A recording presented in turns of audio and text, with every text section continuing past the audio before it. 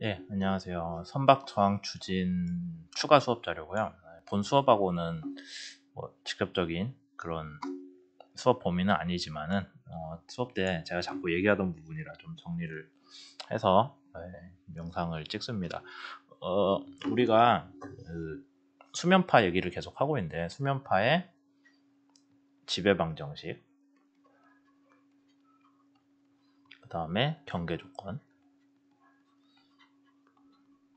이것들을 더해서 이것들을 우선 가지고 뭔가 미분 방정식들을 만들었죠. 그래서 여기에 대해서 잘 안 풀리니까 선형화를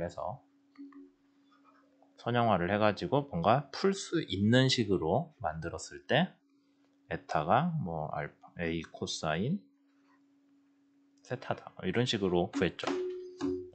근데 이제 벨로시티 포텐셜도 구했고요. 물론 식은 기억 안 나지만 어쨌든 이런 식으로 했는데 이제 여러분들이 계속 의문을 가지거나 아니면은 나중에 실제로 필요한 내용이 그럼 선형화를 하지 않았을 때는 어떻게 해야 되냐라는 거예요.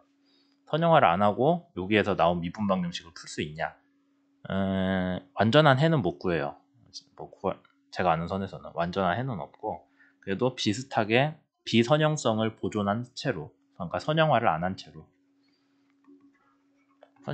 채로 비선형적인 식을 그냥 어쨌든 해가 이 정도는 될 거다라고 나오게는 찾을 수는 있거든요. 비슷한 거를.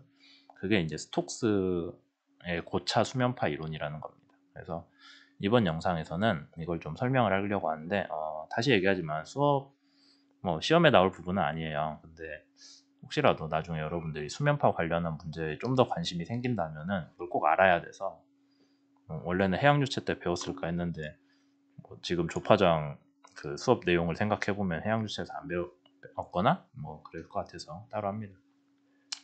우선 비점성 유동인 건 똑같아요. 그래서 앞부분은 우리가 조파장 때 배웠던 수면파랑 똑같습니다. 속도 포텐셜이 주어졌다고 했을 때 그에 대한 지배 방정식은 라플라스 방정식으로 나오죠. 왜 이렇게 나왔어요? 이 부분은 좀 알아두시면 기억을 해두시면 좋겠어요. 속도 포텐셜이라는 게 있을 때 거기에 대해서 그레디언트를 구하면은 걔가 속도로 원래 속도 포텐셜이 정의가 돼 있어요. 그러니까 왜 이 식이 성립하냐라고 물어볼 필요 없죠. 이 식을 성립하는 P가 우리가 얘기하는 속도 포텐셜 자체예요. 그 다음에 이거는 질량 보존식을 적용을 하면은 이게 되는데 U 자리에 그레디언트 P가 통째로 들어가서 그게 라플라스 이퀘이션이 되는 거죠. 그러니까 결국에는 라플라스 방정식은 뭐 어떤 물리 현상에 대한 지배 방정식이냐? 질량 보존이 됩니다. 이 부분 상당히 중요하겠죠.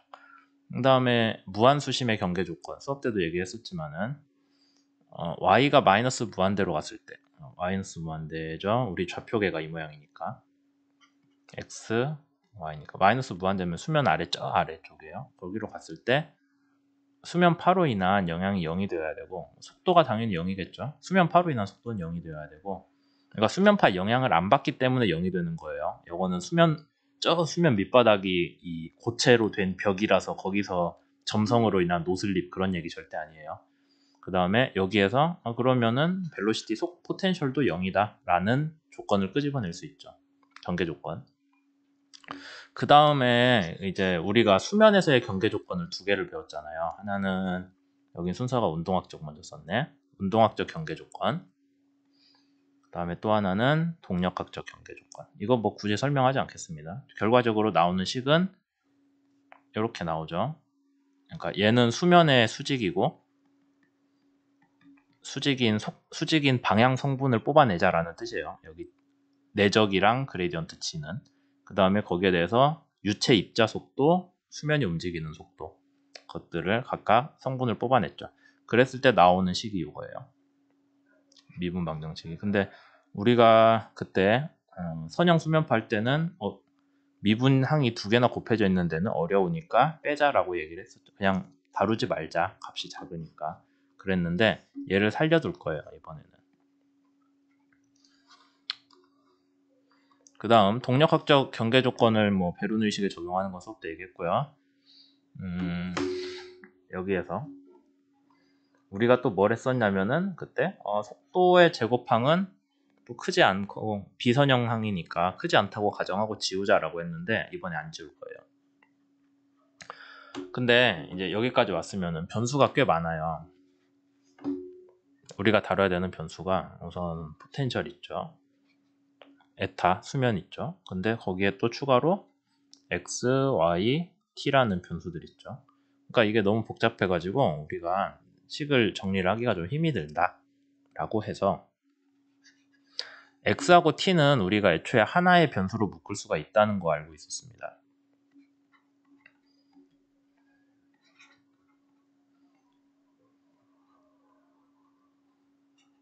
이거였죠. 위상이라고 해서 우리가 하나의 변수로 묶는 거 얘기했잖아요. 그러면은 k로 묶어주면은 x k분의 오메가 t인데 k분의 오메가가 계산을 해보면은 주기분의 파장이라서 우리가 알고 있는 위상 속도로 바뀌죠. 그래서 요 식이 나오잖아요. 세타가. 근데 이제 세타가 이런 변수다라고 하면은 x하고 t를 같이 포함하고 있기 때문에 원래 p는 x, y, t의 함수였는데 x하고 t가 하나로 합쳐지니까 하나의 변수로 합쳐지니까 세타하고 t로 바꿀 수 있어요. 이렇게 두 개의 변수로 하면 좀 더 풀기가 쉽겠죠. 근데 이제 책에서는 여기에서 이거 위상의 함수로 치환을 한다고 했는데 원래는 이거 제가 좀 잘못 썼거든요. 세타는 k하고 x 빼기 ct인데 이제 우리는 여기서 k는 그냥 k대로 놔둘 거고요. k 그 사이로 바꿨어요. 그러니까 위상에서 x 빼기 ct 항을 k까지 곱하진 않고 그거를 그 사이로 그리스 문자 그 사이로 바꿔가지고 치환을 해줍니다. 그러면은 세타는 뭐 어쨌든 그 사이랑 x, y에 대한 함수. 그 사이라는 그 그리스 문자는 알파벳 x에 대응되거든요. 그러니까 이제 x 대신 썼다는 뜻이에요. x랑 t를 합쳐서 하나의 변수로 표현한. 그 다음에 에타는 애초에 수면의 높이인데 그거는 x하고 t에 대한 함수잖아요. 어떤 시간에 어떤 파 진행 방향 어떤 위치에서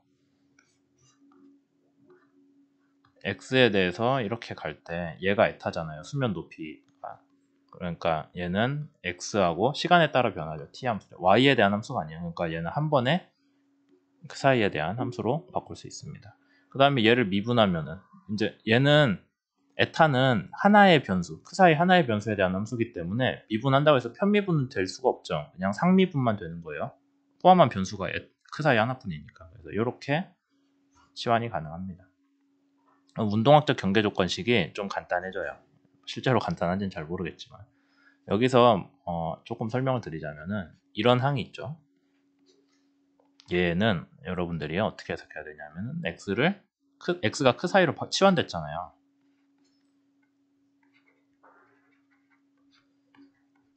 이렇게 바꿔줘야 됩니다. 근데 x에 대한 그 사이의 편미분 어떻게 돼요?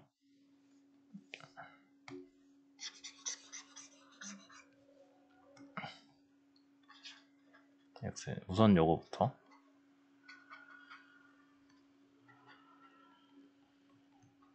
얘 x로 미분하면은 1이잖아요. x가 1차식이니까. 그래서 얘는 그냥 없는 셈 치는 거고 얘만 남는 거죠. 그렇게 치환된 항이 어딨냐? 여기. 운동학적 경계 조건의 두 번째 항이 되는 거고요. 여기 운동학적 경계 조건의 마지막 항 얘가 나오는 거고 그 다음에 뭐 에타를 x에 대해 편미분한 거는 그거 똑같죠? 에타를 x에 대해 편미분한다고 하면은 에타는 그 사이에 대한 상미분밖에 안 되고 그 다음에 그 사이를 x에 대해 편미분한 걸로 원래는 이렇게 서로 되니까 얘가 라운드 x 오버 라운드 에타가 되는데 얘는 애초에 하나의 그거잖아요. 그 사이라는 하나의 변수에 대한 식이기 때문에 그냥 그 에타를 상미분한 거랑 되죠. 뭐 이런 식으로 바꿔줍니다. 그 다음에 그 사이를 x에 대해 미분해준 거 아까 앞에서 얘기했고요. 만약에 그 사이를 t에 대해 미분해주는 항이 있다고 하면은 그 사이를 t에 대해서 요 식에서 t에 대해 미분하니까 뭐가 나와요? 마이너스 c가 나오겠죠. 그런 것들이 여기에 반영이 되는 거예요. 이 항. 그렇게 해서 여러분들이 운동학적 경계 조건과 동력학적 경계 조건을 좀 더 적은 수의 변수에 대한 편미분 방정식으로 바꿔줄 수가 있습니다. 그러면 이제 여러분들이 궁금증을 얘기를 할게, 질문을 할게. 그럼 얘는 선형화랑 관계가 없나요? 관계가 없죠. 왜냐하면 선형화에서 없어져야 되는 여기 2항하고 2항이 살아남아 있잖아요. 그러니까 우리가 선형화를 하지 않은 해를 구할 수 있다라는 거예요. 여기까지가 기본 내용이었고, 이제 그 뒤에 그러면은 선형화를 하지 않은 저 상미분 아니지, 편미분 방정식을 요 두 개의 편미분 방정식을 만족하는 해인 P하고 에타를 구할 수가 있나요? 그래서 하나의 식으로는 못 구해요. 너무 복잡해서 우리가 하나의 식을 해로 낼 수는 없고 급수해라는 거를 도입을 합니다. 급수해라는 거는 이제 실제 해는 얘라고 하지만 우리가 그 해는 잘 모르겠고 거기에 대해서 어떤 변수 입실론에 대한 급수들로 구성되어 있는 해를 가정을 하는 거예요. 입실론에 대한 다항식으로.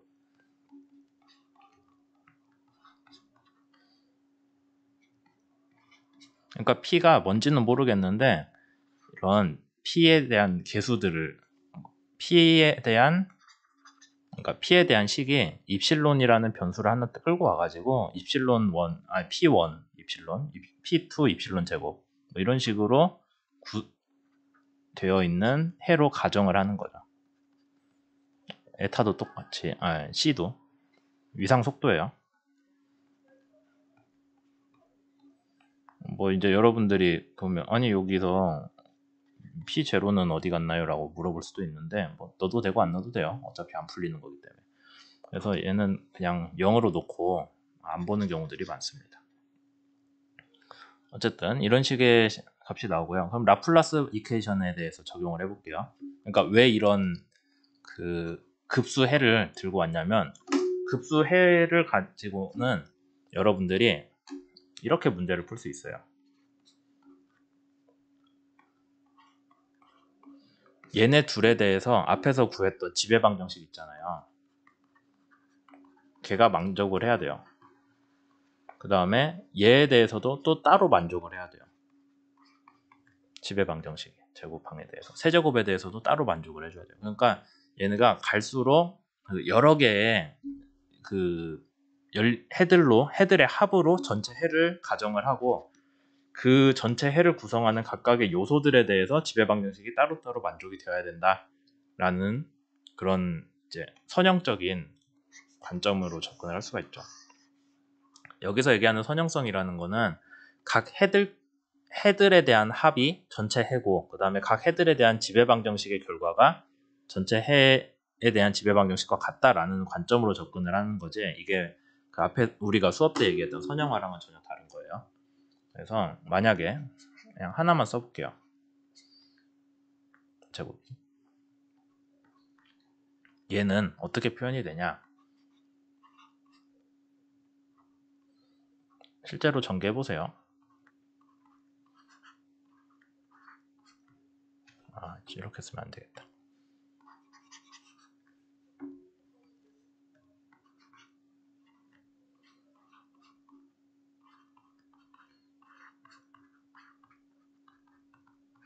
이렇게 되겠죠.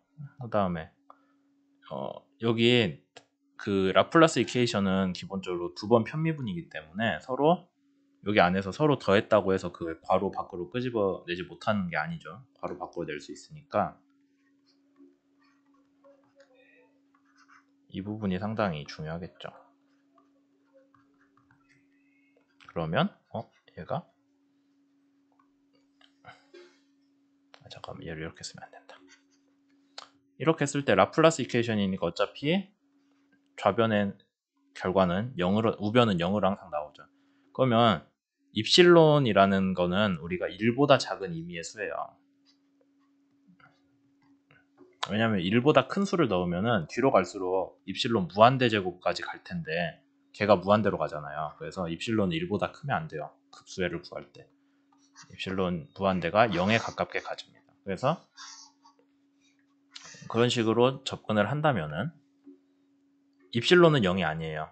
어쨌든 간에 얘도 입실론 제곱도 0이 아니겠죠 당연히. 그러면 얘는 0을 만족하려면 어떻게 돼요? 각각의 속도 포텐셜에 대한 라플라스 이퀘이션이 모두 다 0을 만족을 해야 되는 거죠.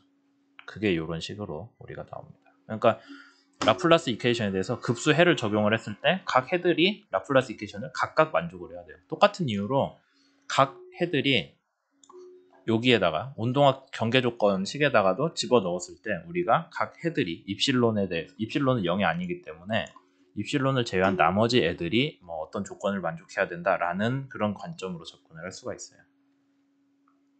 뭐 경계 조건은 똑같이 적용되는 거고 무한 수심의 경계 조건 똑같이 적용되니까 신경 쓰지 마시고 그 다음에 그 아까 앞에서 여기 편미분항 2개 있었잖아요. 운동학적 경계 조건식에서 15번이 요거 아까 위에서 보였던 운동학적 경계 조건에서 그러면은 누구누구를 봐줘야 되냐면은 여기 편미분항하고 여기 편미분항 2개를 테일러 급수로 전개를 해줍니다. 테일러 급수로 전개를 해주면은 미분 함수이긴 하지만 테일러 급수로 전개해준다고 하면은 뭐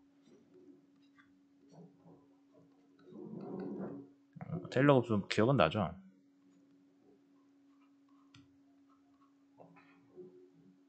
A에서의 함수값 원래는 여기 미분한 것 어떻게 설명을 하지? 원래는 여러분들이 테일러 급수 형상에 친숙한 건 미분 안 한 거죠.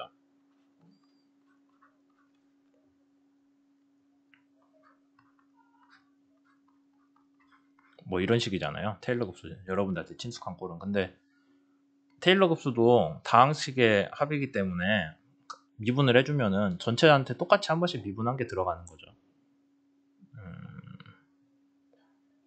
뭐 그렇잖아요. 그래서 이제 요거를 감안을 해가지고 테일러 급수 전개를 여기 편미분식 자체를 하나씩 해주는 거예요. 이렇게 이런 식으로 해줍니다. 그 다음에 이 테일러 급수까지 전개되어 있는 식들에 대해서 각각 그 입실론마다 묶어가지고 우리가 급수해를 구해주는 건데 시간을 좀 많이 얘기했으니까 잘랐다 할게요.